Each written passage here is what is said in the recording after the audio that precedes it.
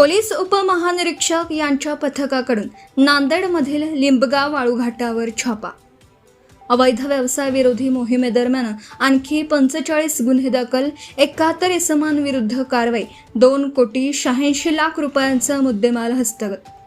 दिनांक 1 ते 31 मे 2026 दरम्यान नांदेड परिक्षेत्रात अवैध व्यवसाय विरोधी मोहीम राबवण्यात येत आहे। सदर मोहिमेच्या 17व्या दिवशी पोलीस उपमहानिरीक्षक यांच्या अधिपत्याखालील पथकाने नांदेड जिल्ह्यातील लिंबगाव पोलीस ठाणे हद्दीत मौजे बोरगाव येथील गोदावरी नदीच्या घाटावर अवैधरित्या वाळूपसा करणाऱ्या 9 इसमांविरुद्ध कार्यवाही करून त्यांच्याकडून 2 Hyva, 1 tipper, JCB machine, engine बोट, फायबर बोट, 10 तराफे व 50 ब्रास वाळू असा 1,36,10,000 रुपये किमतीचा मुद्देमाल जप्त केला आहे।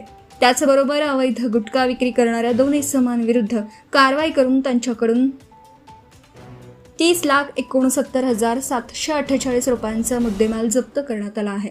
मटका जुगार खेळणाऱ्या एकूण 11 इसमांविरुद्ध महाराष्ट्र जुगार कायद्याअंतर्गत 3 गुन्हे दाखल करण्यात आले असून त्यांच्याकडून 91,090 रुपयांचा मुद्देमाल जप्त करण्यात आला आहे।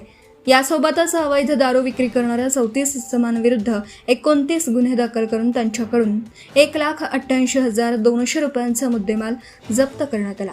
अवैध वाळूपसा करणाऱ्यांविरुद्धही 2 गुन्हे दाखल करून त्यांच्याकडून 1,16,55,500 रुपयांचा मुद्देमाल जप्त करण्यात आला। उपरोक्त कारवाईसोबतच शस्त्र अधिनियमान्वये 2, कोटपा अन्वये 5 तर इतर अधिनियमांखाली मिळून एकूण 45 कारवाया करण्यात आल्या असून यात निष्पन्न झालेल्या आरोपींकडून एकूण 2,86,19,883 रुपयांचा मुद्देमाल जप्त करण्यात आला आहे।